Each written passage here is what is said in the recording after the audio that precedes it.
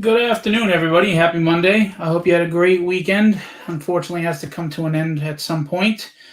I'm here today with a great guest, but before we get into that, I want to do my usual shout outs to letsdothis.com, www.letsdothis.com. That's Andy Lee. He's the wonderful human being that does all my promotional graphics, so thank you, Andy. Inking with Kike tonight, 8 p.m. on Instagram. His studio, MAENEFL, Studio Main EFL is his tag on Instagram. Mad Titan Comics, Mad Titan _comics on Instagram, and Eric Gunderson, who's the owner and operator on Facebook. And It Came From the Radio, which is an online radio show, everything pop culture and geek culture, hosted by Mark Torres.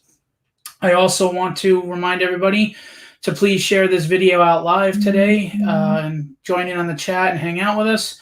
And to also know that December 6th, we again have a small show at the Suffolk Comic and Art Expo. And lastly, to please subscribe to the YouTube channel, Creatorcon event, and you can see all the past interviews as well as today's interview.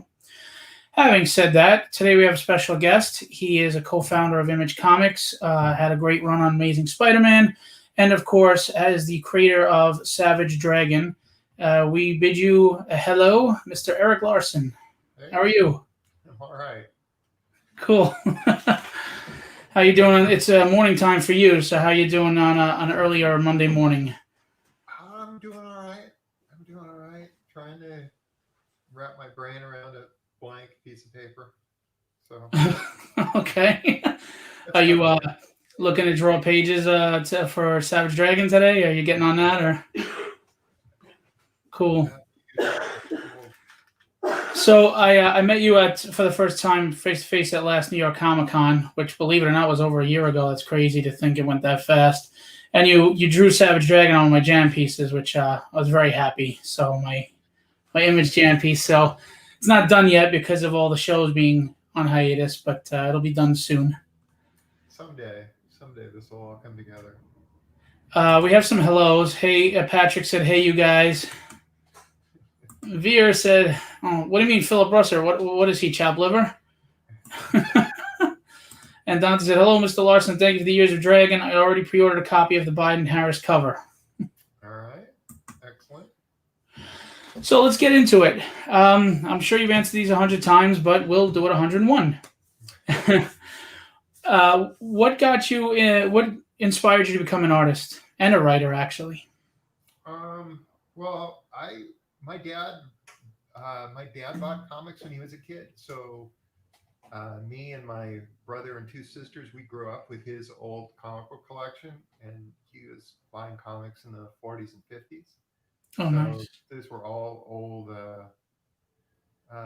Captain Marvel adventures and just various other books that he loved when he was a kid. So we had hundreds and hundreds of his old comics, and that was sort of my introduction to comics. And then I discovered that they're still making comics, and then I started getting new Marvel comics, which was kind of the early to mid 70s. And so my first one was an issue of the Incredible Hulk, 156, and that was kind of my gateway drug, and got me interested in it. But I was always one of those kids who drew all the time, and somewhere around 4th or 5th grade, I started writing and drawing my own comics, just creating my own characters. I would take a stack of 8.5 by 11 paper and fold it up the side and staple it, and then just start drawing my comics from there.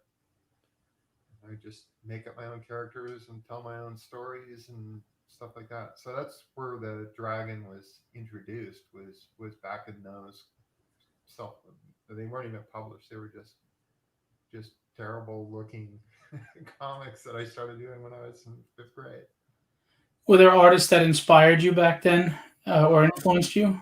and just because of the that issue, the Hulk being my first thing, it was like Herb Trimpe was my guy right out of the gate, and then I stumbled over Jack Kirby and whose stuff I really loved. I stumbled into Walt Simonson real early on. He was doing Manhunter strips in the back of Detective Comics, and then yeah, Jack was still at DC, but barely still at DC, sort of running it down. Commandy was my introduction to him, and then it just sort of I followed Jack when he came back to Marvel and read absolutely everything. But, but really, fifth, sixth grade was when I started buying comic books kind of crazy religiously and just really getting into it. But my family had moved from Washington State down to Northern California, and they just bought a piece of land, and we were like, this, just like this bunch of old hippies doing it on our own. So we just pulled into this plot of land. It was like, well, kids, you're home, and there's no house here. There's nothing. So we were basically camping, and then built our own temporary house while we built. Eventually, built a real house that was there. Um, but early on, we were just kind of on our own in the woods and stuff. So I didn't really have anything better to do than to just draw comics. So it was just mostly because there was all this time left open to me that I was just like, all right, I'm going for it.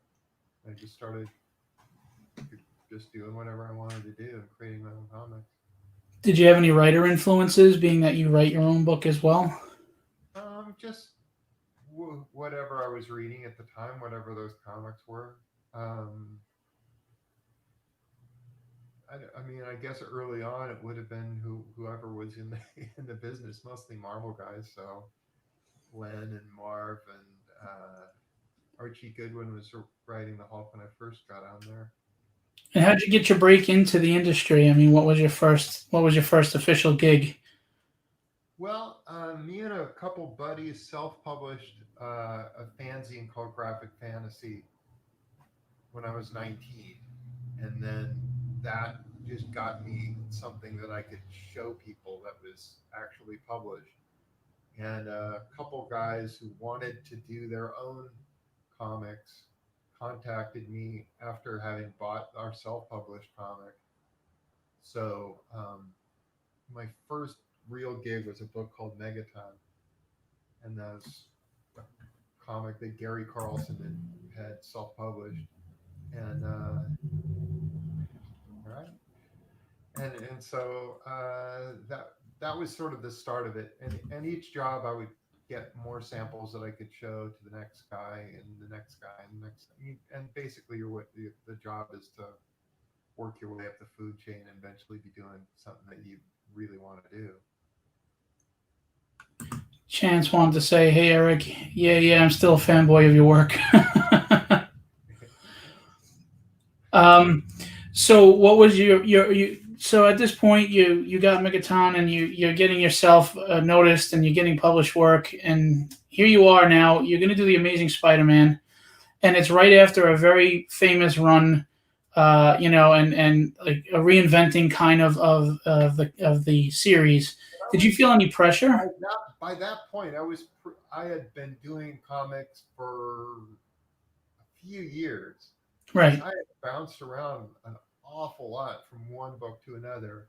Um, I had met Jim Shooter at a convention early on, and and and he had seen what I had been doing on other things. So I was a kind of established professional, and he was the guy who gave me my first break.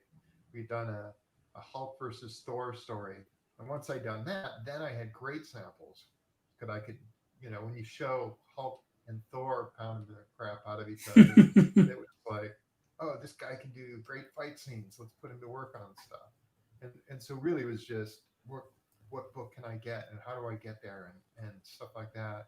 eventually I was at DC doing the Doom Patrol, and that was Right. my first kind of big time regular gig. I did a year on that, and then after doing that, I jumped over to Marvel to do the Punisher, which I couldn't stand.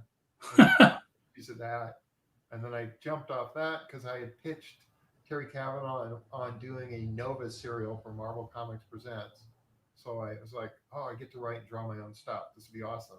So I left the Punisher, and then that dried up because Fabian, I don't even know how to pronounce Is his it name. a Cesar? I don't know. I've always wondered. Fabian Garcia, uh, was doing something different with Nova and the New Warriors. So my story suddenly didn't work anymore. And it was like, all right, we can't use this. And then they assigned me an Excalibur serial for Marvel Comics Presents, which was just I didn't have a particular huge love for Excalibur, but I needed a gig at that point, so that was a gig, and I jumped on it. And then that job led to Spider-Man because the editor I had bumped into him, and I had done a fill-in issue of Spider-Man years earlier, but for whatever reason I didn't follow up and say, "Give me the book, give me the book." Um, What so did it you was, What did you not like about Punisher? huh? What did you not like about the Punisher? Doing the Punisher, I didn't like that it wasn't a strict superhero, that it wasn't big Jack Kirby action. It right? was it was very confined to a real world type situation. I wanted to have characters that were flying across the page and could really make some major damage and stuff like that. People going through walls and all this stuff. I wanted people to have big, weird, crazy made up guns, not guns that needed to be referenced from photographs and things like that. Right. So it was very much like this isn't the gig. This isn't what I wanted. Um, So so when you I got could only last a certain length of time, and then I had to go. when you did get the call for Spider-Man, like I said, it was following, a kind of reinventing of the character, new characters. How did you feel any pressure there, or did you feel like, hey, let's just do it? Sure, there was pressure there. Um, at the same time, while there was pressure to do the book, I had followed another artist on Doom Patrol earlier on, and I did not ease the transition from his style to my style at all. And the sort of the lesson I took away from that was don't do that. So I was following Steve Lytle, and Steve Lytle was a popular artist, but he was nowhere near as popular an artist as Todd McFarlane was on Spider-Man. So I knew following Todd that I'd better at least do some of the Toddisms to ease the transition into whatever it was that I was going to do.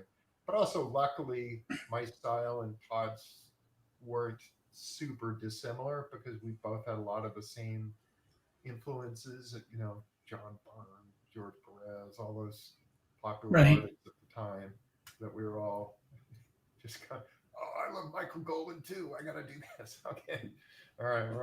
You're all smoking the same weed here.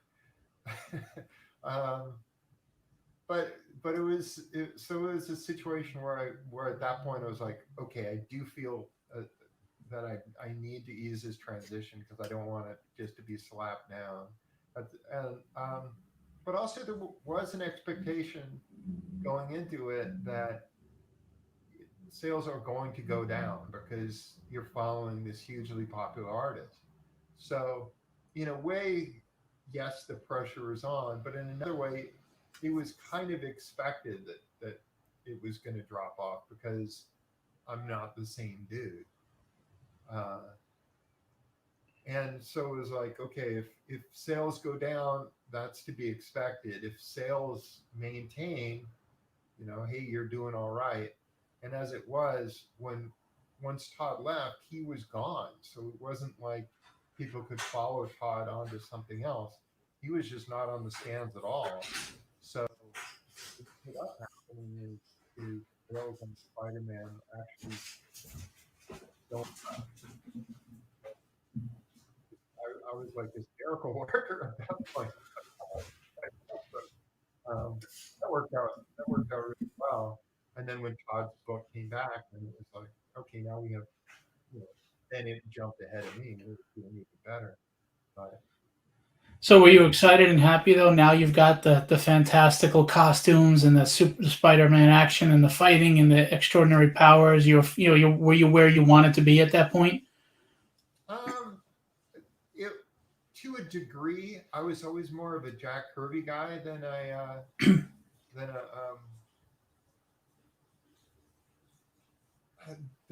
a yeah, I was always more of a Jack Kirby guy than a Steve Ditko guy, you know.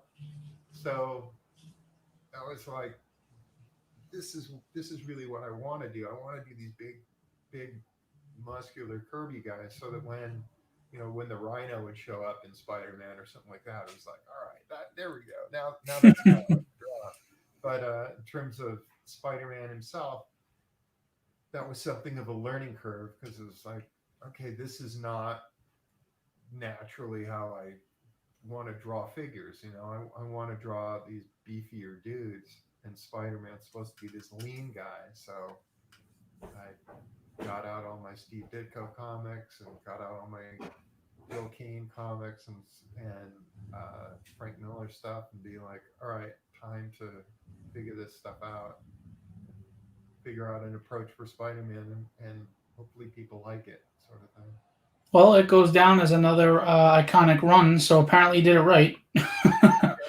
Seemed to go over all right. So And Dante said, I still think you're one of the hardest working artists in comics from your Marvel work up to now. I still feel a Kirby vibe in your work and look forward to every issue of your work that comes out. all right, I'll take that. Russ Cassidy is a colorist. Very grateful to the life image brought to comics in the 90s. I met you at San Diego Comic-Con back in 95, 96 before cons exploded. Oh yeah, those are the good old days when you could walk from one end of the con to another unimpeded. Rich said, loved his Spider-Man with Black Cat and Venom were excellent. All right. Now, did you feel like, Todd had just brought out Venom and everything, that he just became huge and everything? You had a new playground, with Spider-Man. I mean, it wasn't just using the same old Electro and Shocker. Now you had some like really new, juicy characters to work with. Did you have fun with that? Did that make it easier for you? Sure. Yeah, sure. I mean, the goal was always to top whoever came before, and so it was like, let me build on what the last guy did and make it bigger, badder, crazier kind of thing. So when I was sitting on the book, it was like, all right, well, Todd drew Hobgoblin like this. I'm going to make him even crazier. Or he drew Venom like this.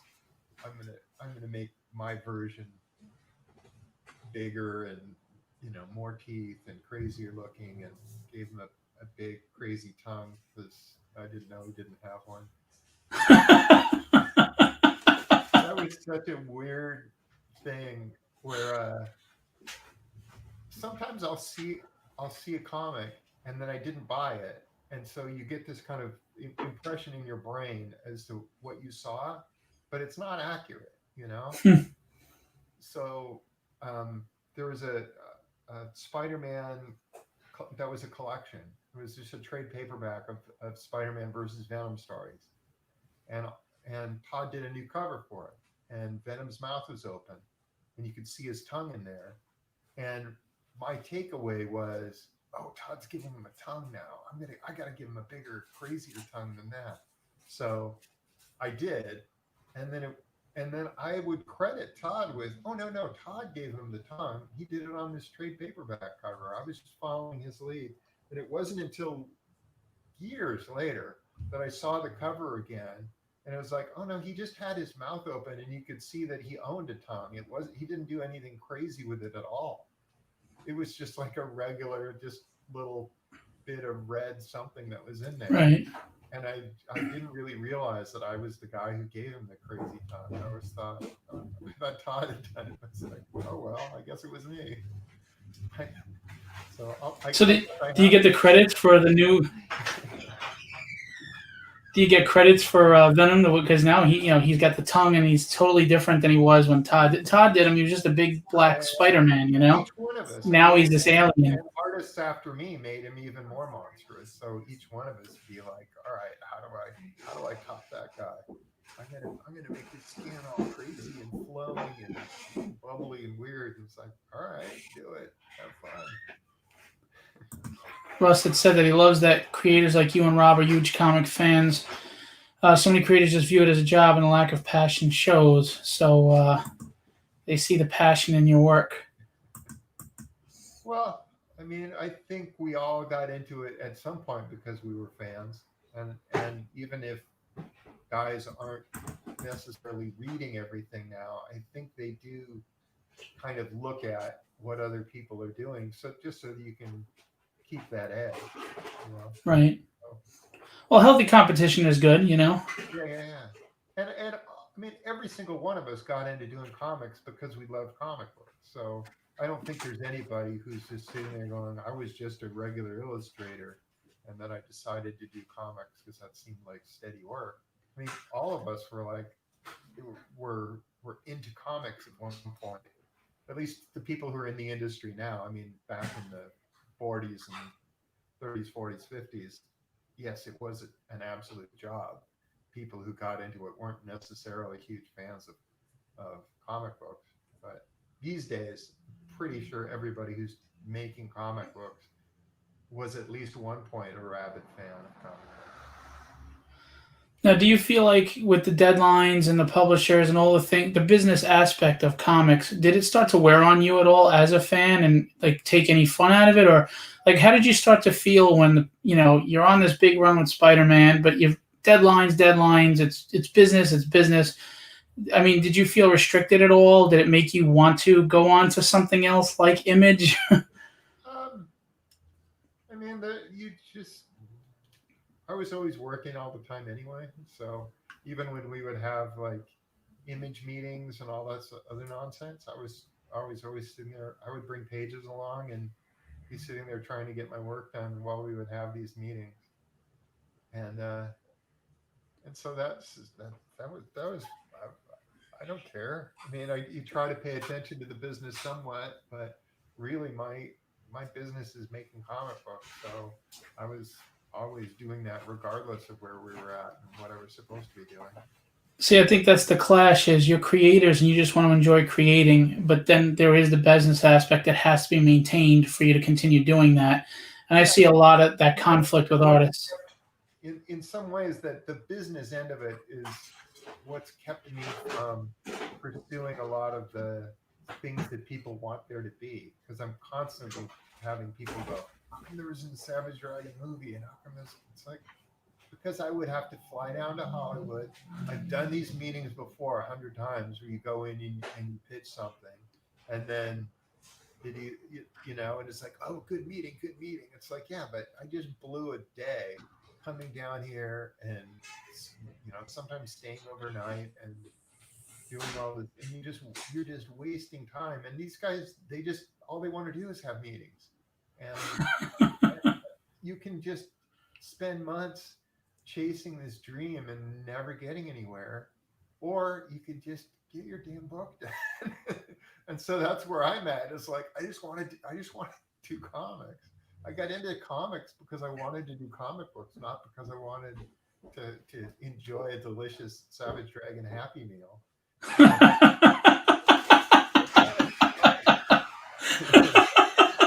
That's funny. Yeah, and it's like, oh, it's cool when you've got other people that are pursuing it who are just going, I want to make a movie or I want to make a cartoon, and they're contacting you. But it's quite another to be just chasing that dream. The reason that Savage Dragon cartoon got to be done is because I had an agent who was pushing that, and I had a couple people who were really on me wanting to make a Savage Dragon cartoon, and it's like, all right, let's do this thing. But you're doing that pitch. I'm not doing that pitch. I'm staying out of this. I got to. And when it came to the cartoon actually being made, they would send me scripts, and the first few I would read through them and make notes and stuff like that. And then it just got to this point where they were going, all right, there's the third draft of the first script and the second draft of the second script and the first draft of scripts 4 and 5, and you just got to the point where like I got to be reading 150 pages of bad comics. Screw this. And I would just like let them do whatever the hell at a certain point. Just Especially since you're the creator and the writer, it's like, why you? I mean, you have source material. What are they doing? it's too much stuff, man. It's like I just want to do comics. I don't want to do all other stuff. So I was involved as much as I had time to be involved, and did as best I could in the available time I had to do it in. But I couldn't be, I couldn't be doing that day in, day out, all that stuff. I got comics to make. So tell us about your foray into Image.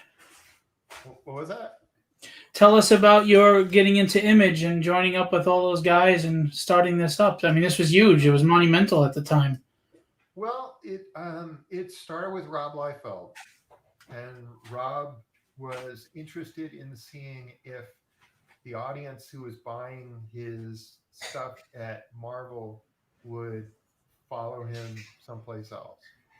He was just curious to know, like, is this adulation or fandom or whatever, is this transferable? Can I just go do something else?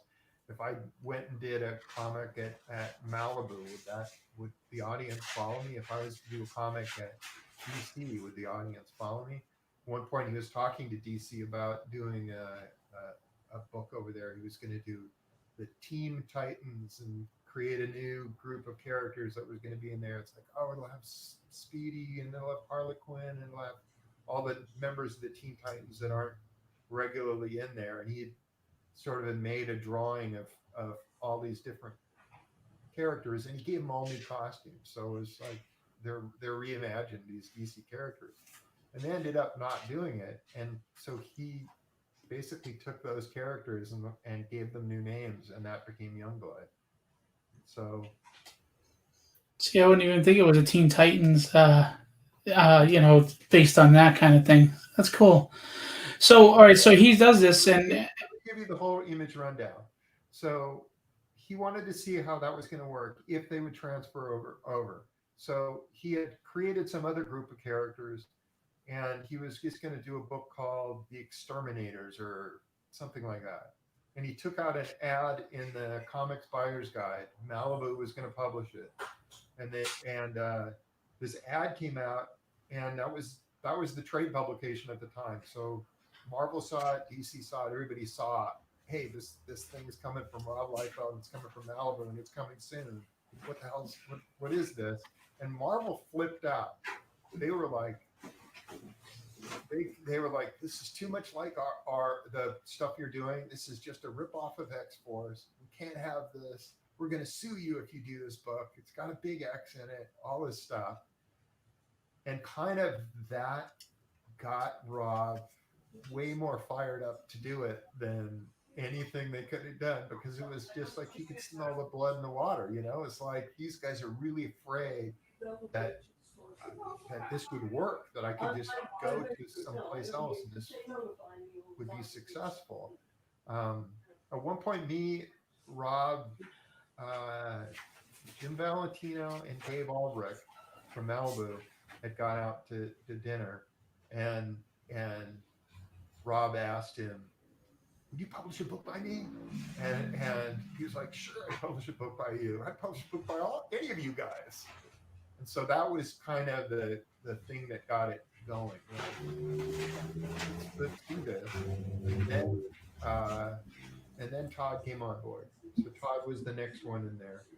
And then after Todd was in, then Todd was actively recruiting, trying to get more warm bodies in there, because he figured if it's a group of us all leaving at once, that's going to have a far bigger impact than if it was, one creator here, one creator there going and doing this stuff. So really it was, let's get as big a group as we can and just have us all lead en masse.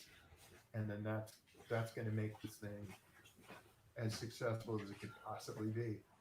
And so that was there was a full court press to get Jim Lee on board because he was kind of the guy who was following the rules, whereas everybody, Todd and Rob, were kind of troublemakers. But they were like, oh, if we can get Jim, he's Marvel's golden boy. We got to get him. So that was a they got him and got Mark, and then Wills came aboard, and it was like, all right, we got our group here. Let's do this, and and that worked out all right. But at least initially, we weren't all sitting there going, we're going to do these as regular books because we didn't know if it's going to be successful or not. We had no idea. So we announced Wildcats as a mini series, and Savage Dragon was a mini series, and Youngblood was a mini series. All these initial books were all just going to be mini series. And as for some of us, even we were counting on still doing Marvel stuff. It was like, Oh, really? we're gonna we'll still do this. I had committed to doing at that point a Nova miniseries, and DC was talking to me about doing the Lobo miniseries. So I was going to do that. I had all this work lined up, and then when once we actually launched the Image stuff, it was just so successful. It would have been crazy not to continue doing it. So we were like, all right, So when it got successful, did Marvel and DC, were they okay with you doing that, and they were still going to let you do those series, or was it they were disgruntled that you're doing well with Image, your competition now, and they would have dropped you on those, or? um, I think they would have been fine with us coming back. We were successful guys, so that I don't think there was any reason to say, okay, the door is shut. We're not going to let you back. But they very much did react in a real strong "you're the enemy now" kind of way, which kind of made us more uh, more like, all right, well, we're in this together now because they've cut us off. I mean, we would get comp copies where they would send us, everything that Marvel published in a month. You would get like, here's everything that we put out. And that was part of being part of the crew and everything else. So it's like they just cut us off. Like, we're not even sending you comics anymore or whatever. And it was like, guys, you've basically pushed us out the door. So, now that we're out, I guess we'll find something else to do. We'll find a way. But that wasn't the plan. The plan was not to get the hell out of there and just be gone forever. The initial idea was, well, we'll do a little thing here, we'll do a little thing there. But it was just much more because of their reaction that we ended up. Well, they obviously felt threatened because all their hot talent at the time was doing this other published thing. So unfortunately, they kind of they created the monster that they didn't want to begin with, I guess. Yeah, yeah, yeah. So, whatever. It worked out all right. So you were excited, right? Now this childhood character that you brought up, it's the big hulking character, muscles and everything, all the things that you wanted to draw, and now you get to just create with that, with the freedom of it's yours, do whatever you want with it. I mean, how excited were you to start Savage Dragon? Oh, it's awesome. It's awesome. Did And you? plus every month I just get to do whatever I want. I can do it in any way I want. And it's just completely up to me as to how I want to structure my stories and uh, everything else. There is literally no editorial control whatsoever, other than whatever it is I want to do. What made you come up with the? I know you said it was years ago when you were a kid, but where did you come up with the concept for Savage Dragon? Um, he was a rip off of Batman initially, and because that green face that you see was a mask, and there was just a little cutout where there was a flesh colored face in there, and he had a big cape, and he had a utility belt, and he would drive a cool car, and he would fight crime, and and that was it. It was just he was just a Batman dude, and instead of the 2 ears, he had a fin. That was the only difference. But it just got to the point where I was tired of drawing all the crap of the big cape and all that nonsense, and I was like, and as time went on, it would be that he was a guy who would change into a beefier guy who became the superhero. So that little bit of the Hulk influence was coming in there. So the dragon, as years went on, became slightly stockier and slightly beefier. When he first started out, he was real Batman, and then he was beefier, beefier, beefier. And then it was, well, let's take these two characters and pull them apart. So his secret identity was William Johnson, and superhero was the dragon. So it's like pull these into separate guys, and then once they were separate guys, then dragon just became a green skinned dude, and then William was just like a regular human at that point. And then and then I just started building it from there, and I just drew those comics for years, from grammar school up through high school. And the story I did for Graphic Fantasy, that self-published comic, was kind of the culmination of everything that I had done before. So that story had all kinds of characters in it, and there were just all these characters that I had created for years and years and years while I was a kid. And then when we went and did the stuff at Image, it was like, well, I've got tons of stuff. I got all these characters. I got tons of characters. I could just use them. Richard wanted to ask, can you tell us anything about the future of Savage Dragon's storyline, Malcolm and Maxine and Angel, and maybe something with Freak Force? I, I mean, nobody likes to hear this, but I have no idea. Seriously, I'm just kind of making this stuff up as I go on. But, I mean, that's your strength, though. As a creator, you want to just, not script everything. Let's just let it flow. I want it to be like real life, how real life unfolds, where you react to whatever events happen in your real life. And I think right. Characters have goals where they're like, well, I want to get married and have kids and settle down and do this job, and then I want to do this for a while and do whatever. And it's like, just as you and I have our goals as to what you want to do, and then just life gets in the way, and so stuff like that. It's like, all right, well, where are you going with this? I think Angel's at this point going, she's ready to settle down. She's found a guy who she's kind of happy with, and it's like, all right, well, let's she wants to get married, so I think she's kind of heading in that direction. Whether or not she ends up being in Toronto where Malcolm is currently, or whether she moves back down to Chicago, is kind of up for debate. She's kind of figuring that out, and we'll get there when we get there.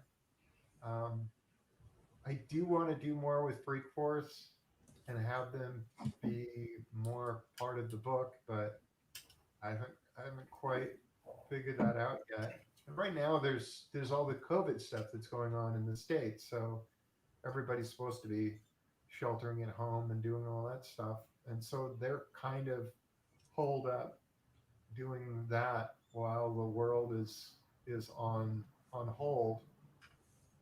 And then luckily things are much more being handled up in Canada, so I can kind of go back to doing real stories where characters are out there interacting in the world, because they've got the COVID thing a little bit better figured out than the States do. So it doesn't need to be everybody with a mask on and that kind of nonsense. Rich Woodall asked, hey, Eric, you love to experiment with Savage Dragon, different formats, panel layouts, etc. I love the salute to the funnies. What experiment is next? I know I want to do a tribute to my favorite comic book artist at some point. And so I want to do an issue where every page it looks like it was drawn by a different of my favorite comic book artists. So I would go through and be like, okay, this page I'm going to emulate Jack Kirby, and this page I'm going to emulate Steve Ditko, and then do Gil Kane and Gene Colan, and kind of hit a bunch of my favorites. Probably some new guys too, just to mix things up.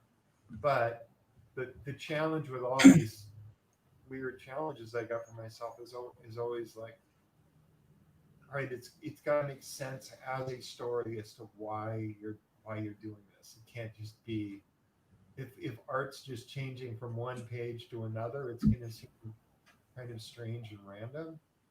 But if I was doing, say, the life story of Super Patriot, I could be like, oh, and here's the time that I met this character, and the art's going to be different because it's a Spider-Man type character, and so I'm drawing it in the Steve Ditko style, and then it's a different, and then this takes place later on, so of course I need to update the style to the guy who's working a few years later, sort of thing. So I would have to come up with a story that works, that makes the style changing thing make some kind of a sense.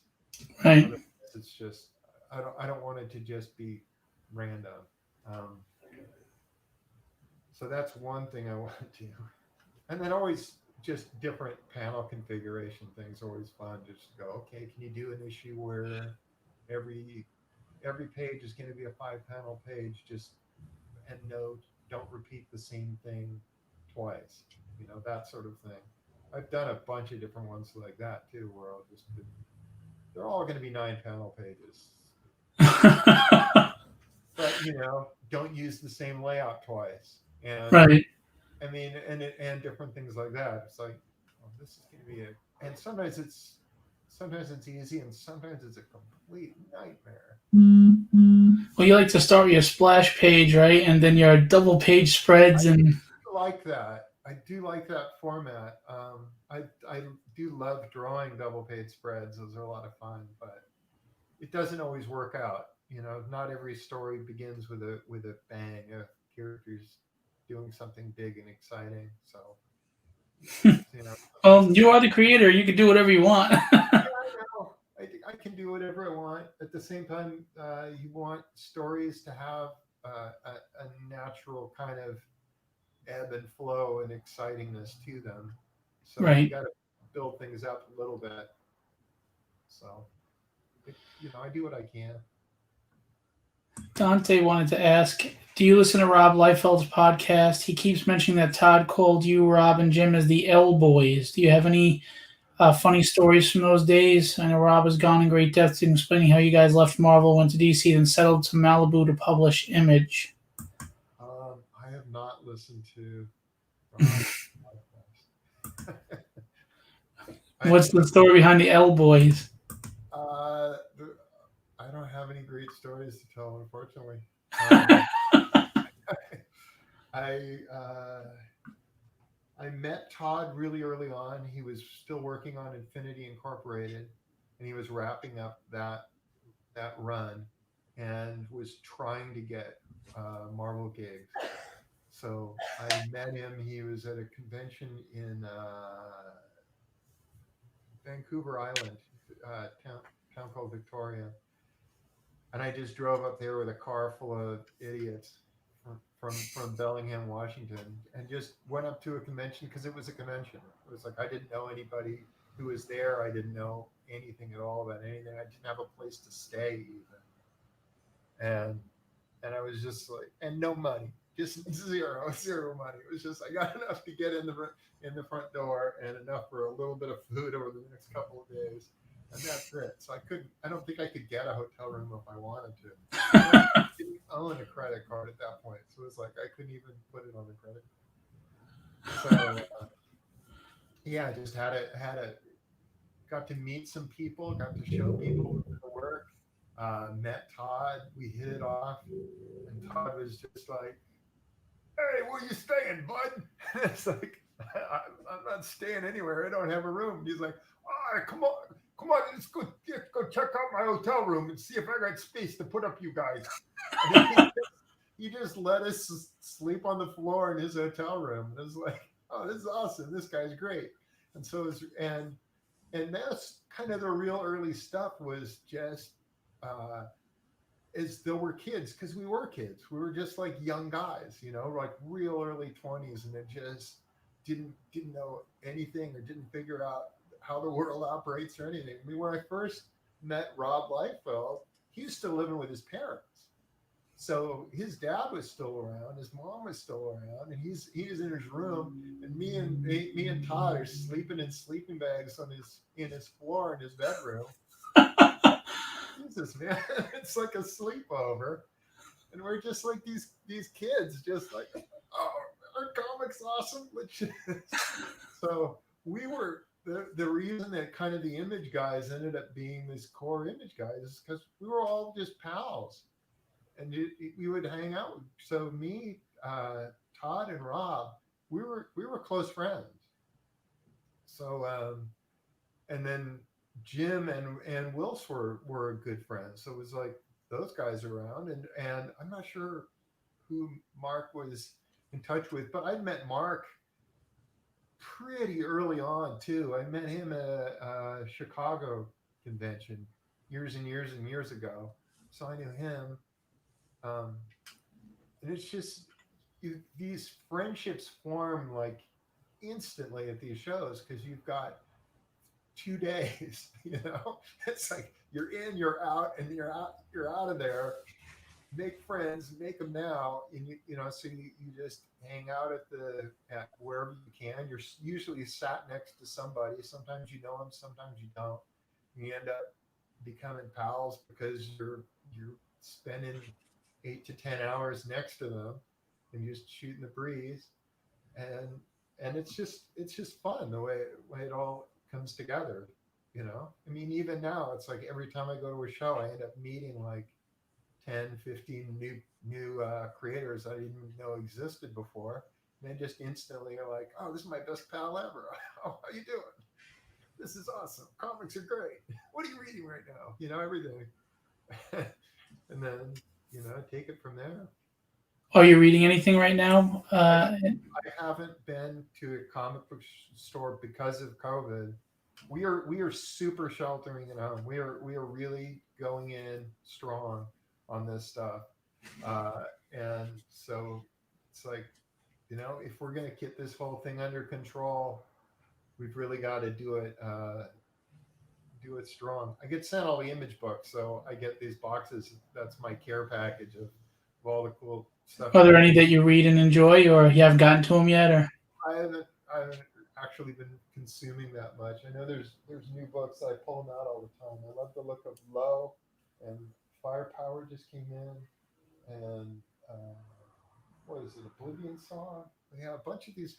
I like Kirkman's books quite a bit, and then there's just different other artists whose work I really love, and I'm just like, oh, I just want how do you even if I'm not reading them, I can at least be absorbing them somehow.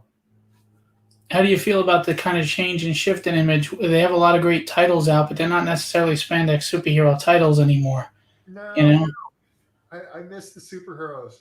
That's my love. I got into this stuff because I was a big fan of superheroes. So that was my thing. It was like, just give me some superhero books. I want the superheroes. Plus, I liked being able to have my book interact with other people's books and just have right? the characters go back and forth. That was fun. I like the shared universe aspect of doing superhero comics.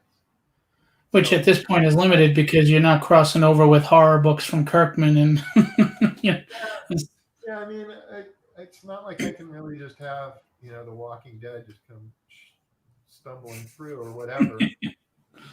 You know, but you're the second longest running book in Image at this point, right? After Spawn. yeah. Yeah, well, that's an accomplishment in its own right.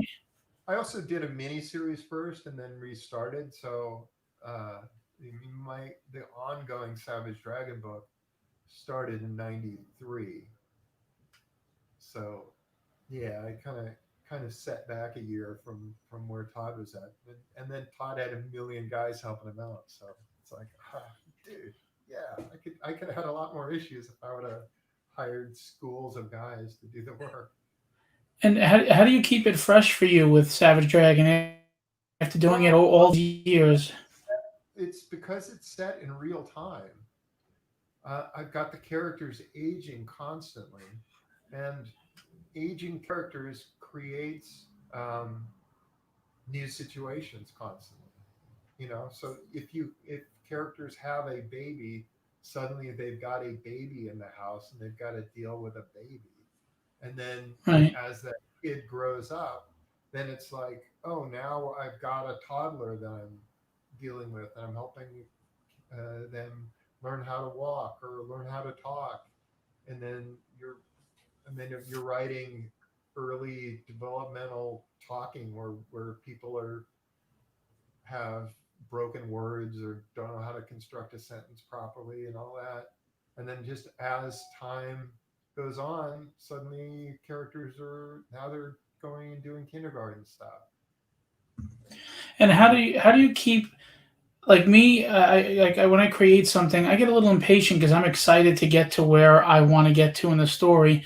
How do you control that excitement to pace it properly, where you're not, you know what I mean, where you're not speeding too quickly to the next thing, and you're enjoying and really fleshing out whatever it is you're doing at the moment. Do you know what I mean? Well, I try not to think too far ahead so I don't get so excited about something that's happening 10 years from now that I want to jump to it. When I was a real little kid doing my own comics, there were several characters where I was so into, oh, I want to have there be new superheroes, that it would be like Dragon had kids, and then those kids were like immediately 5 years old, and then some wizard turned them into adults like 3 issues later, so that they could be superheroes and they'd be running around. And while that was cool that I could get superheroes immediately like that, it didn't make a lot of sense really as a story. Um, so I don't want to do that anymore. I don't want to do these stories where characters are just being artificially aged just so I can get to the good shit. I want to play things out, and I want, and when you're doing these stories, I just find that it's like I don't have enough time where characters are talking in broken English and haven't figured out how to talk yet. That the clock is running out on that, because you don't talk like that for very long. We, Right. we, Well, some of us don't. Yeah. but when you're writing characters, and you're writing a 2 year old, their way of talking is so much different from the way a 4 year old talks or the way a 5 year old or 6 year old talks, and they do seem to grow up really fast. Oh, don't I know it? I have an 8 and 6 year old. I'm sitting there going, I've got characters in the book where Malcolm and Maxine have kids. Those kids, uh, in the next issue that's out on Wednesday, they're having their fifth birthday party, and they're going to kindergarten this year. And it's like that's a big move, you know.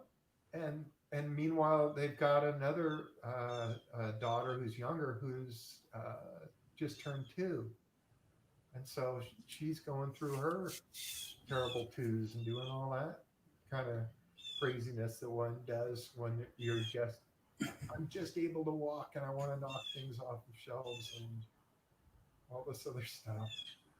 See, so you were saying, it's in real time. Did you know you were going to have this longevity with the book, or did you plan on it? Did you know that you were going to do this real time, and 20, 30 years down the road, you're going to be telling this story? Or Well, that was the idea. That was the idea early on, was I wanted, and that's something that always comes up at Marvel and DC too.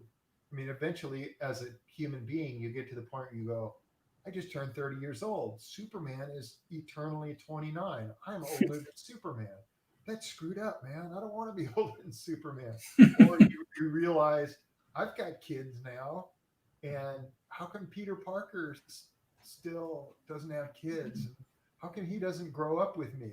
And I think there's part of all of us where we realize that we've grown older than these characters that we love, and in a way, it's so. My thought was, well, why not try this out? Why not put these characters in real time and play out real time And have him grow old with us. that's like, because Marvel and DC can't do that.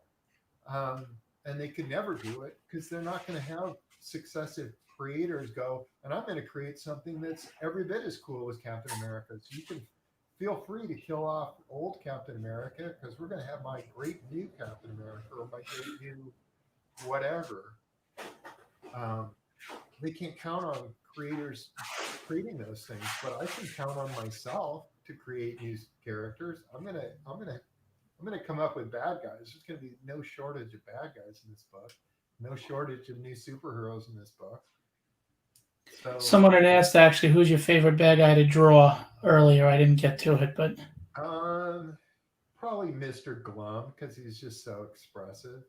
His face is so crazy, and his body language is so like manic. and Bill wants to know, will the original Savage Dragon ever come back from the dead? No,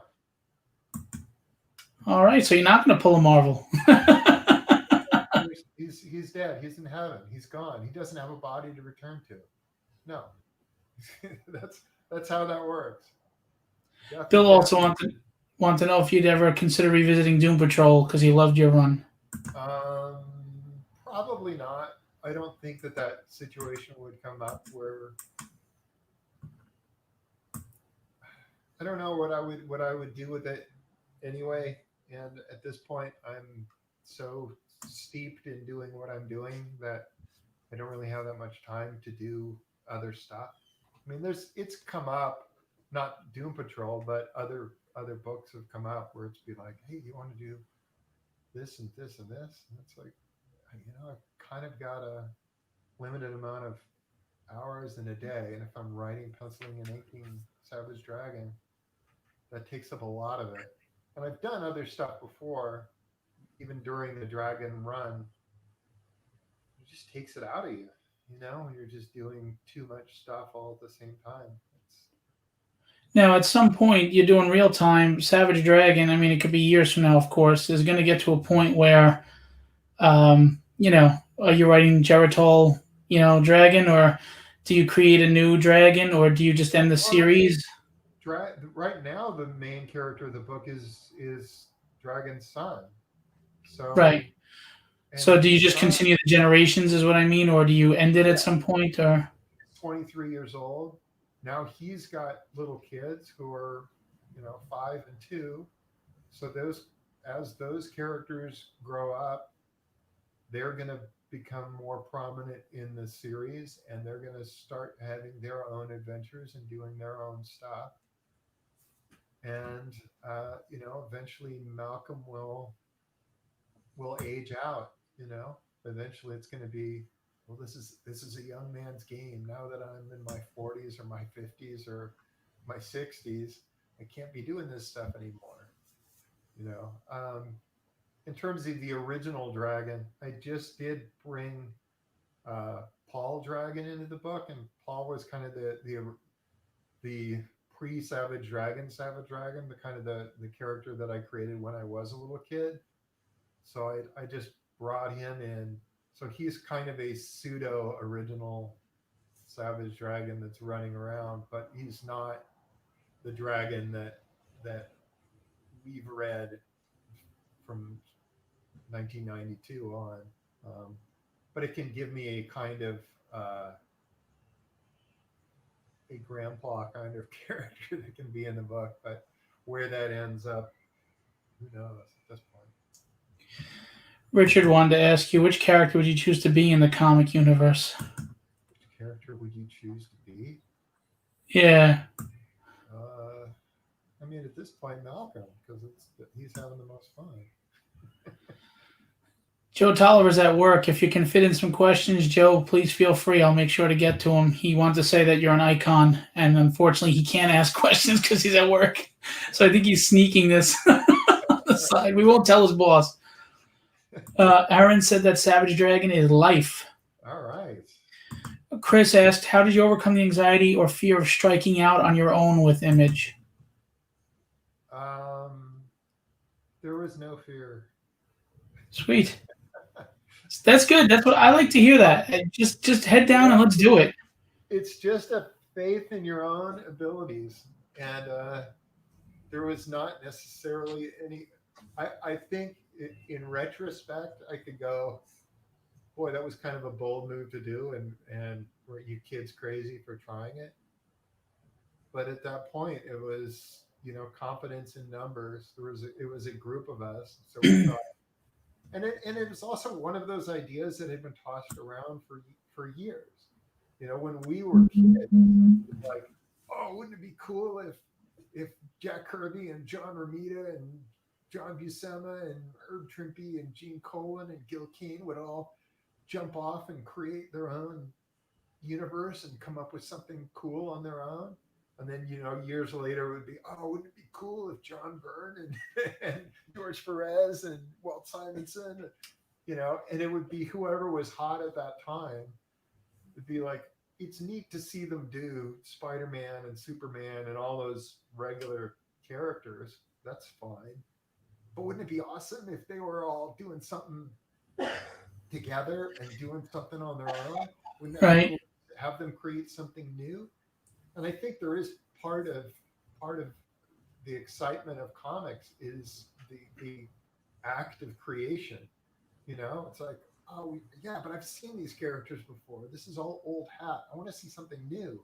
When something new come around, and part of the fun of some of the guys who really took off was that they were doing something new in the context of doing something old. So it's like Frank Miller's doing Daredevil, but he is pumped new life into it because he's got Elektra that's in there, and then Bullseye brought in Kingpin, and then he's got Bullseye, and it's like, oh, you've taken this old book and turned it into a new book.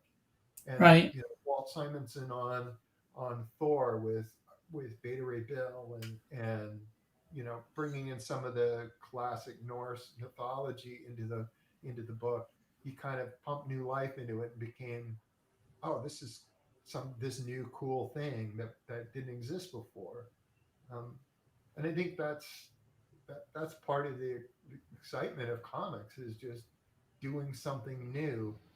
So with Image, it was just that. It was like, hey, this is going to be this gang of guys. We can finally do that thing that we always wanted to see what that would be like.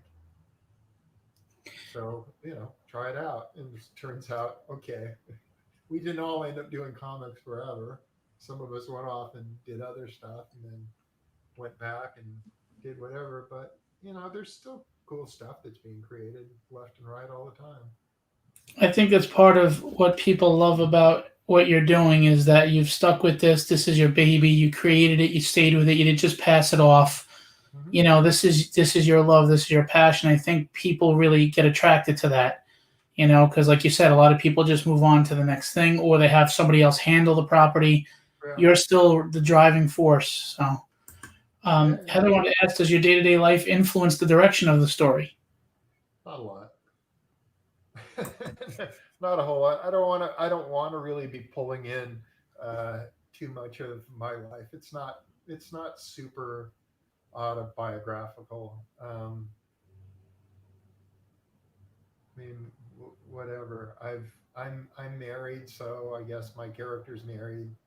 I've got kids, so I guess my character has kids. So there's a little bit of that. But Malcolm is actually the same age as one of my sons. So I'm more old dragon's age. So and Malcolm is kind of my son's age, and Angel is the same age as my other son. So I can kind of keep track of how old by who's around me. And then the others, the little kids, it's like, oh, I got to remember what that was like and where characters were and stuff. Dante said, any chance of doing more unique stuff with the book in the future, like the comic strips issue? Oh yeah. There'll be stuff. It's just coming up with something that I haven't done before and coming up with a different approach, which is not always easy. And that issue in particular took forever. So I can't really afford to be blowing 2 months on any given issue. I'd actually built up a bunch of lead time. And it was like, oh, this is great. COVID is awesome. I'm at home and I'm working every day. And then suddenly it's like, oh crap. I've burned through 2 months doing this one issue. Now I don't have any lead time anymore. I'm in trouble. And so now I'm back to being super hand to mouth. I finish an issue and then it's on sale 3 weeks later. It's like, but so if I can come up with some cool different approach that I haven't done before, and a lot of times I do ones that people don't even kind of notice that I've done them, just because I don't really make a big deal of it. But it'll be like, Right. this issue is all 6-panel pages, and I just wanted to do it that way. This issue is I did an all splash page issue. I did an all double page spread issue. I did issue where it started with 20 panels, and panel by panel they merged until it was one big panel at the end, and just kind of counted down from that. I did an issue where it was all 6-panel pages, and they were all uniform, the same size panels throughout the whole issue. That was fun.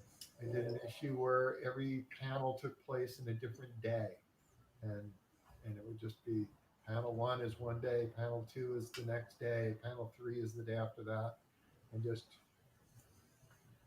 got told a bunch of time, just was able to cover a bunch of time that way.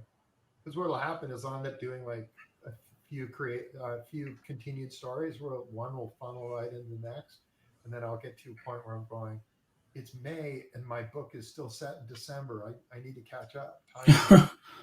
So I'll just do these issues where a bunch of time will go by, and I'll have to cover a lot of ground. Della asked, what is your train of thought when creating a character? Do you draw inspiration from others or from your childhood? A bunch of things. Sometimes it's just the needs of the various stories that need to go on. So it's like right now I'm going to be introducing a Canadian super team at some point here. So it's like, all right, well, what does that entail? What do I need? It's like, okay, I need at least a Captain America type, central, I'm definitely from Canada guy. And then from that, it's like, I just need to come up with a bunch of other characters. Sometimes you can build off of the area in particular. Just be like, I'm just going to go through here and see what different districts are called, and so I can come up with a name here, or come up with something that starts with a name, and you be like, I got a cool name. Sometimes it's a physical attribute. You're like, I want to come up with a little midget dude. What can I do with a little midget guy? Or I want to do some guy who's got really big legs. and you just come up with different crazy stuff. Sometimes it's flipping through magazines and wanting to pull in a different influence. It's can be really all over the place. Sometimes you're just looking through old comics and be like, oh, that's a cool mask. I should do a variation on that. Nobody's done that in the intervening 60 years.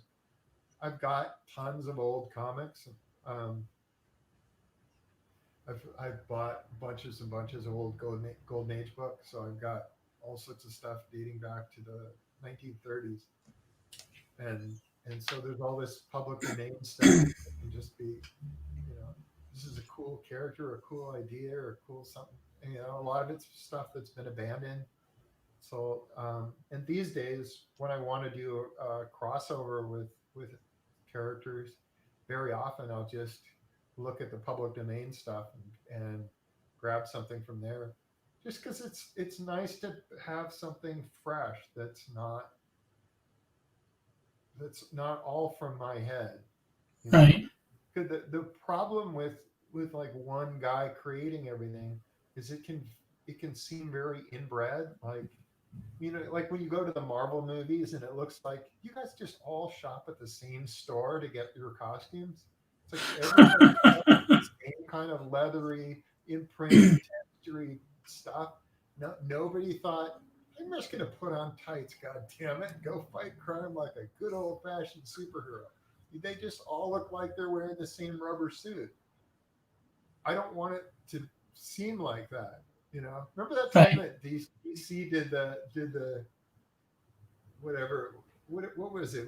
It was a recent thing where they just redesigned all their characters, but they had like the same like three guys redesign everybody, and all the characters have the same collar, and it's like, this is ridiculous. These guys are separate people. They should dress as separate people and come up Right. with their own thing. They shouldn't all be looking at each other and basing it off each other.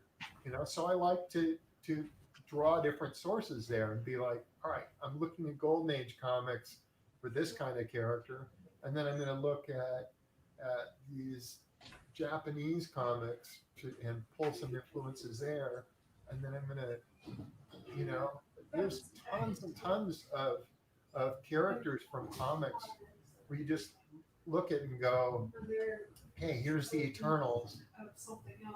Jack would do these double page spreads where he would have a billion characters that never showed up again. They would just be, Right. they exist for one panel and one panel only. Nobody's ever used them since. Well, that's cool the way he's got the cape attached. I'll use that, And you don't take the characters full plot, but you can get like just different ideas of how to approach things from looking at this little bit here and this little bit there. And a lot of times it'll be you just jumping off of that. What about parodying characters, especially like you talk about some of the obscure ones that you don't see anymore? Parodying maybe those characters, like Kirkman parodied the Justice League in the beginning of Invincible. You know, so Yeah, you can do that. The problem with doing that is that people can be like, yeah, Image Comics, all they do is rip off Marvel and DC. You don't want to that's be true. too much of that. You want to be a certain amount of characters you go, this is not from anywhere. You can't see where this came from. And that's Right. ideally what you want. And then, if you want to do some meta comment on Superman, do your Superman riff, but get that character in and out so that you can get on to doing, your creator own regular stuff. And there are certainly characters who I got that are influenced by other characters, but you know. Richard wanted to ask you: is there anything coming up with She Dragon? Well, She Dragon has been depowered and is just a regular person working at the Chicago police. She kind of aged out of her part. Is the problem with her? Is that when she was young, character that was uh, chasing after dragon like a lost puppy, um, it that character worked. Once she got to be in her 40s, it's just like that doesn't work as that character anymore. And so I kind of retired her to go and just be a regular supporting character now instead of doing whatever. So I think it with She Dragon there probably will eventually be a new She Dragon, um, and I'll probably do something with that as a new idea, and just be, hey, now there's a new girl who's going to do that same kind of riff, but it won't be the old one because she just doesn't work as a 45-year-old running around in those parts. John said we have to start over because he's late. So let's go back. So what inspired you to be? No, I'm just kidding. All right. You could go back and watch the episode on YouTube, my friend. Thanks for coming in. Dante had said that he had a question printed in issue number 3 of the mini, 4-page little side letter. I was a kid and a huge fanboy. That's awesome. I told you have some longtime fans here. That's great. I mean, I do appreciate all the people who write in letters. I like having there be a big letters page. You know, if I can make that happen. Yeah, I miss those. And then Marvel and DC, I miss those letters pages. I like that. I like that you can get a time capsule of what people were thinking at the time. You know, I mean, right now we have all these message boards and Facebook and all this other, Twitter and whatever, where people can give you that immediate feedback, and that's awesome. But the problem with it is, 5 years from now, how you know what people were thinking about that issue. You don't even, you got to go searching for it. How do I find where Right, it'll be immortalized in that issue. I like that they're part of the comic, and it's just affixed to it, and it's this little time capsule where you can go, oh, this is what was going on in the world at that point, Right. where people are writing in letters going, I like that you're addressing COVID, or I like that you're addressing, whatever, the election, or whatever comes up. And I do try to tie my book into fixed events that are going on in the real world, so that you have those markers, those mileage points, so you can Right. go, yeah, this guy was elected at this time, and you're addressing that in your comic. And then this change happened with the Supreme Court, and now you're addressing that's going on in your comic. Or people are standing in line to go see the Avengers movie, or whatever. And Right. I have them deal with real stuff. If they're sitting down there reading a book, they'll be holding a real book. So your book is like a time capsule, so to speak. And I want it to be tied in with a real time event, because it only helps to really establish the real time aspect of it. Right, because you're saying it's a day-to-day, real-life journey. Day-to-day stuff. When they're sitting there waiting in line to go see the new Avengers movie, I know when that is. I know when that movie came out. Right. That was part of my life too. Or whatever. I've mentioned a bunch of movies over the years that people are going to go see this movie or that movie, or this thing and that event. And I try to use as many real places as I can. And in some cases, I'm doing some research, and sometimes I'm making crap up. No real Rock House Diner in the real world, but I would have that be a recurring space in my comic. And now that I've got the characters set in Toronto, I'm using real Toronto stuff. I'll be like, all right, they're going to be walking down this street, and you're going to see a real place that's sitting there. Right. So that it just there's a sense of authenticity that, oh, this is the real world. So now you got to get sponsorship. You got to tell the local restaurant, pay me, and I'll put you in the panels. Feed me, send me food. Yeah, like they do Pepsi's, in the TV shows or whatever. I'll do that. Dante asks, how did you do your book and pencil ink Spawn at the same time? He thinks he would have dropped dead of exhaustion. Yeah, I when I was doing Spawn, I was just inking it with a marker, and so I basically wanted I wanted to have the original art have ink on it, because Todd was inking digitally. So I did a fill-in on Spawn earlier on, issue 199, and I just penciled it, and Todd inked it digitally. And I was like, yeah, but my original art still looks like it's not done. What the hell, man? That's not cool. So when it came to me doing a run on the book, I was like, I just got to have there be some ink down on here. I want these pages to look like they're actual pages. So what I did is I just inked everything with a Pentel rolling writer, which is just a standard issue pen that doesn't have a lot of variation in line weight. So I could just kind of put down a line on it. Sorry, that's my old 14-year-old cat. She wants in to jump in my lap. It's not a heckling fan. It's my cat. Anyway, yeah, when I was working on Spawn, I was firing through that stuff pretty fast because it needed to be done. I was pretty much doing 4 pages a day on that. So it's like I would do Spawn in a week, and then Dragon would be okay. I got 3 weeks to do Savage Dragon now, so now we did it. Dante he's on a roll. He was curious why you and Alex Ross never did a crossover between your characters and his Dynamite Project Superpowers public domain characters. It just never came up. It just never came up. It was kind of, hey, we can all do our own versions of these characters.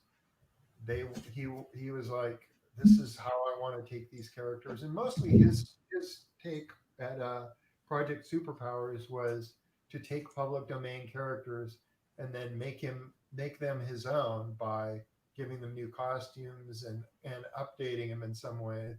And my take on it was to just do them as they were. So when I'm doing Captain Tootsie, it's like I can reveal a couple things about him that you didn't know before. Like in the old Captain Tootsie stuff, he never had a first name.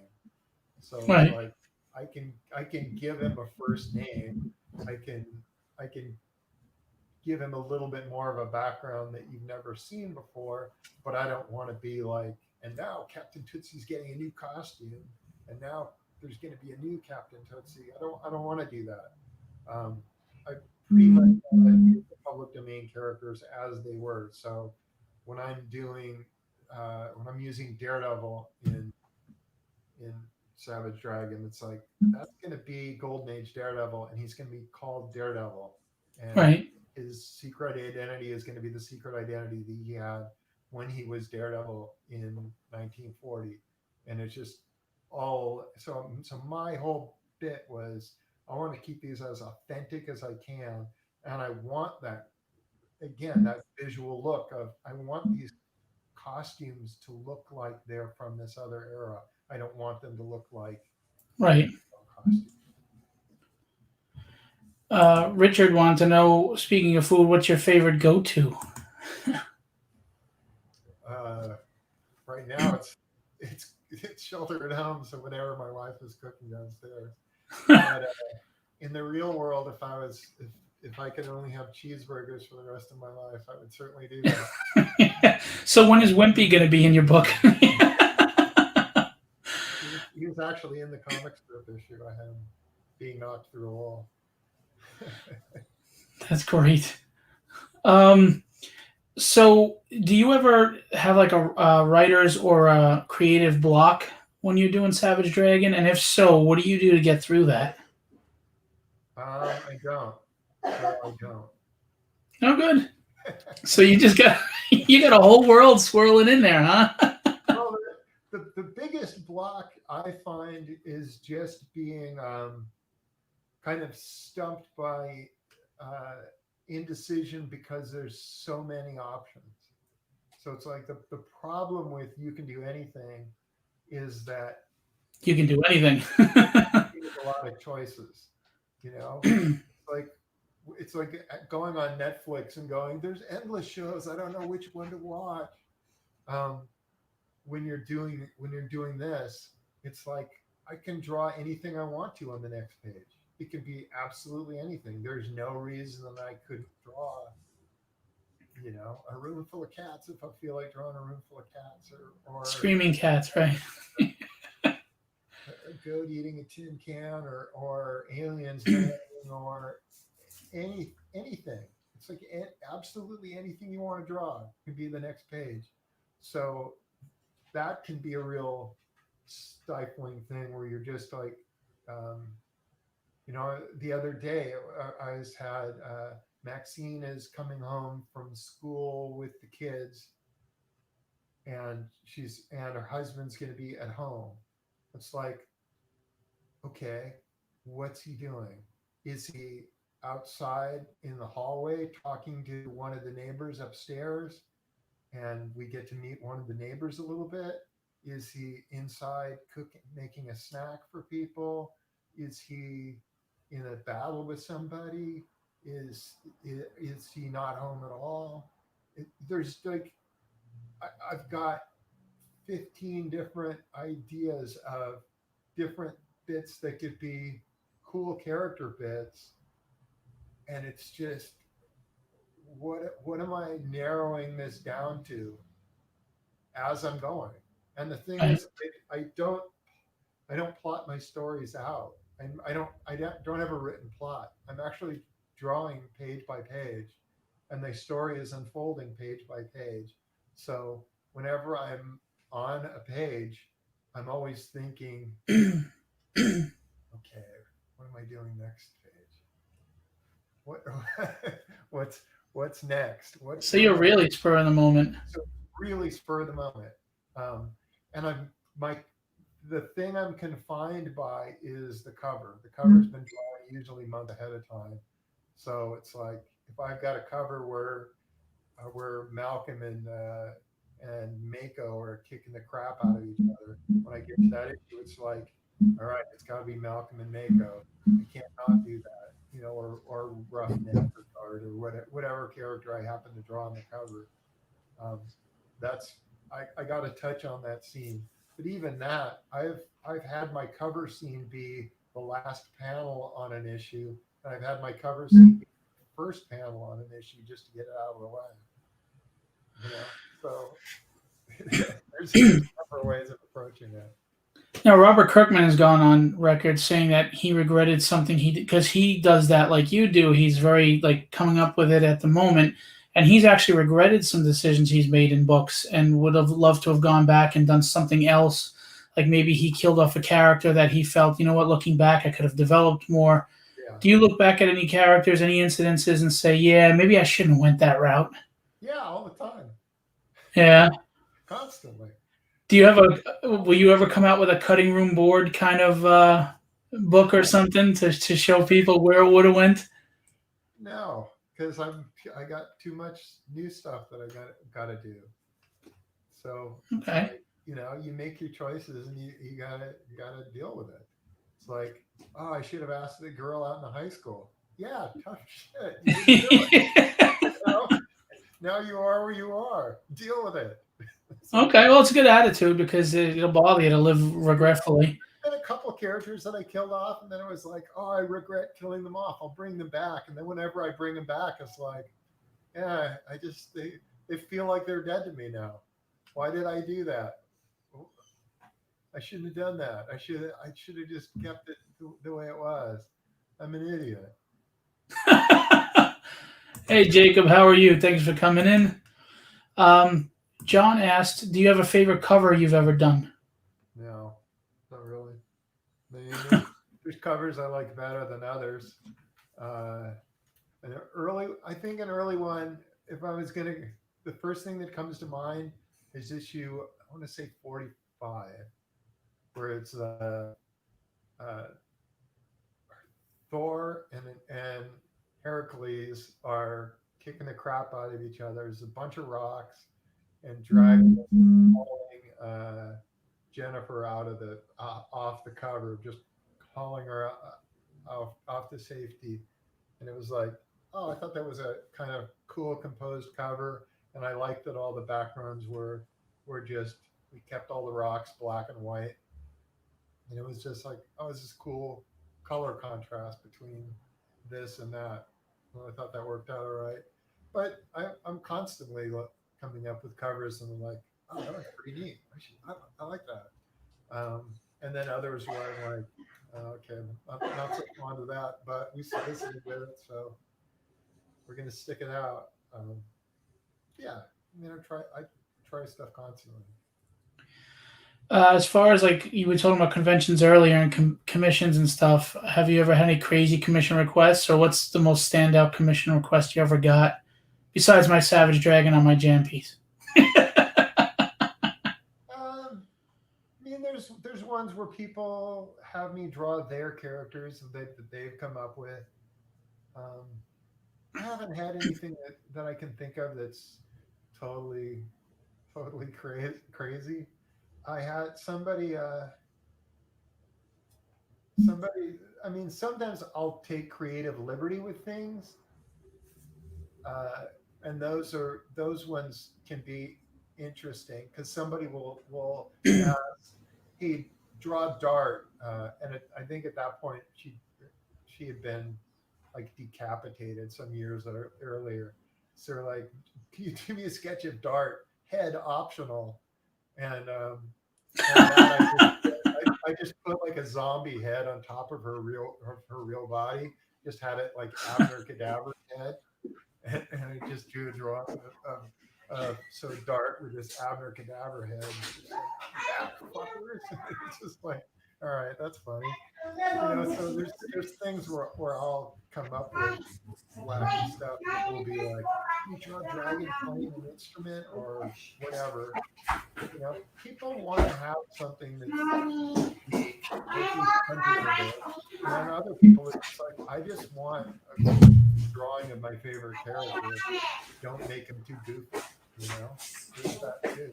Because there's also a tendency as a person doing this stuff that you're sitting around, I want to have fun with it. But if you're a fan and you're super into something, you might not necessarily want somebody having fun with it.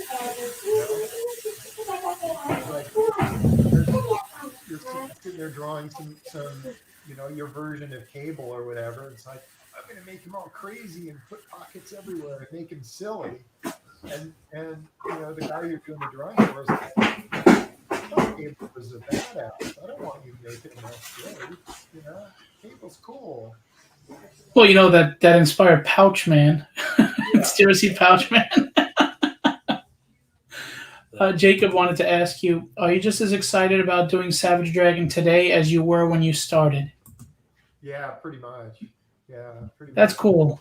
There's always stuff you're looking forward to, and there's so many more characters that are in the book now, and there's so much more to build on that.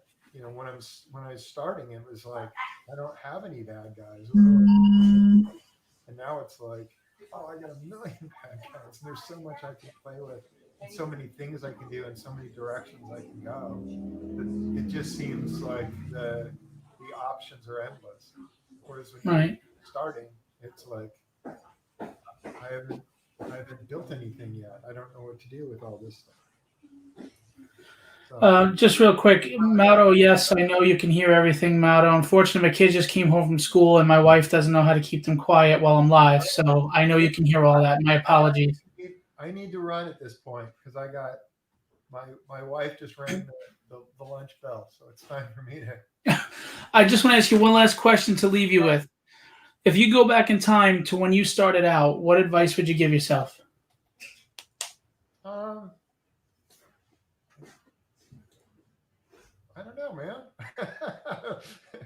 Just have fun with it. Just make comics, man. Don't my first early issues I was putting in like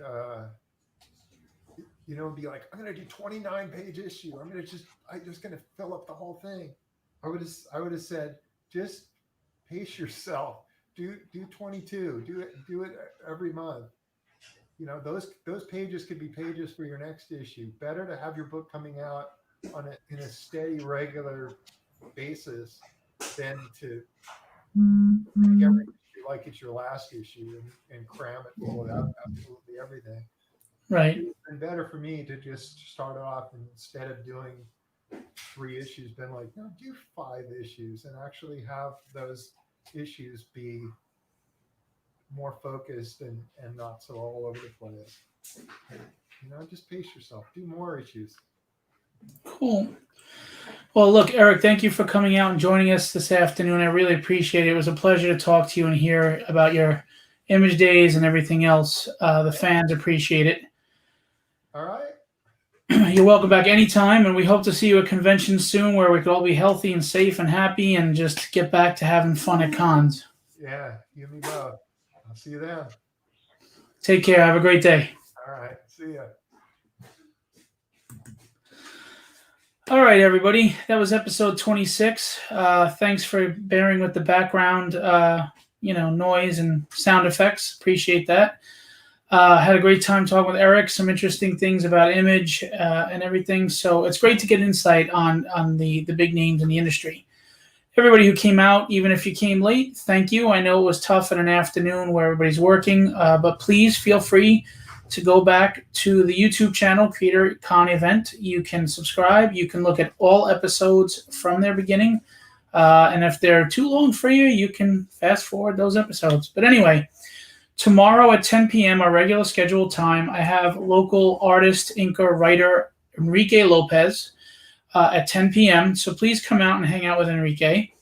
I'm going to pick the best question from today and award a winner of the art prints. I'm also going to do that again for tomorrow for Enrique. We've had a buildup of not having any art won on some of my jam shows, so I have plenty of art to give generously. I want to give out art. I want everybody to have art. So please come out tomorrow night, 10 p.m. Enrique Lopez, ask your questions and win some free art. Follow Enrique on his Studio Main EFL. That's Studio MAEN EFL on Instagram. Tonight at 8 p.m. he has Inking with Kike. Go check it out. And Thursday he has Paris Cullins on his show. So that'll be great. Paris Cullins, DC artist, co-creator of Blue Demon, things like that. So thanks, guys, for coming out. I really appreciate it. I will do a video later on the winner of the best question. And really appreciate you all coming out. I always am grateful for the support, everybody. So love you guys. And I'm going to leave you with what I always leave you with. Be legendary and have fun storming the castle.